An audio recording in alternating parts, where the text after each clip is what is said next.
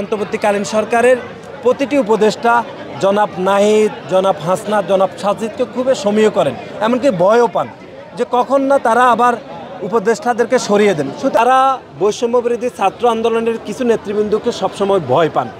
এবং আমরা যখন গতকাল মামলা করতে গিয়েছি সেখানেও কেন জানি যে পুলিশ মামলা নিতে ভয় পাচ্ছে।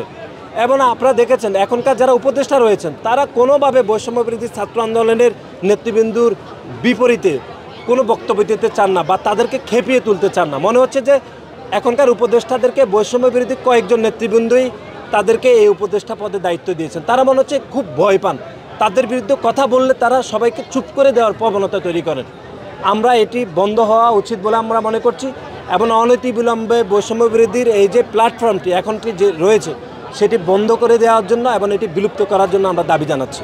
কারণ এই অন্তর্বর্তীকালীন সরকার তো তারাই বসিয়েছেন, সুতরাং আমাদেরকে কোনোভাবে সমর্থন করছে আমাদের দলকে এটি আমরা মনে করছি না, বরং তাদের যে নতুন রাজনৈতিক দল গঠিত হয়েছে তাদেরকে বিভিন্ন পৃষ্ঠপোষকতা করছে, আর্থিক সহযোগিতা দিচ্ছে। আমরা মনে করছি জনাব নাহিদ তাদের বিভিন্ন সভা সেমিনারে যে খুবই অল্প সংখ্যক লোকজন হয় বা অংশগ্রহণ খুবই সীমিত, সেই জন্য তিনি এসব বক্তব্য দিয়ে তিনি জনমনকে বিভ্রান্ত করছে বলে আমাদের মনে হচ্ছে। আমরা যখনই বলে যে একটি সুস্থ নির্বাচন হওয়া উচিত, জনগণের সরকার আসা উচিত, তখন তারা বিভিন্ন অজুহাত দাঁড় করায় যে গণ অভ্যুত্থানকে একটি দলকে সরিয়ে অন্য একটি দলকে বসানোর জন্য গণ অভ্যুত্থান হয়েছে কিনা। এটি তো খুবই দুঃখজনক বক্তব্য। এই বক্তব্য গণ অভ্যুত্থান স্পিরিটের সাথে সাংঘর্ষিক, কারণ গণ অভ্যুত্থানই হয়েছে একটি গণতান্ত্রিক বাংলাদেশ প্রতিষ্ঠা করার জন্য। এবং এই অন্তর্বর্তীকালীন সরকারের কমপক্ষে দুইজন উপদেষ্টা রয়েছেন যারা এই নতুন যে রাজনৈতিক দল গঠিত হয়েছে সেই রাজনৈতিক দলের অংশ।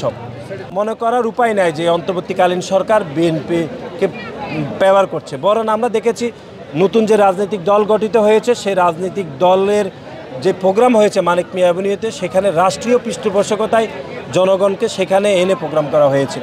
2 দিন আগে আমরা চট্টগ্রামের আকবরসাদ থানাতে দেখেছি তারা বাংলাদেশ জাতীয়তাবাদী ছাত্র দলের উপর মব তৈরি করে তারা ছাত্রদলের উপর মামলা করেছে।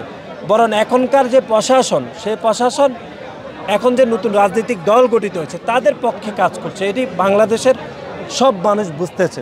সুতরাং জনাব নাহিদ এই বক্তব্য দিয়ে যে বিএনপির পক্ষে প্রশাসন কাজ করছে, এটি তার দলের পক্ষে যে সরকার কাজ করছে সেটিকে ভিন্ন খাতে প্রভাবিত করতে তিনি বক্তব্য দিয়েছেন। For more updates, follow us on Facebook, subscribe our YouTube channel, get the latest update on www.daily-sun.com.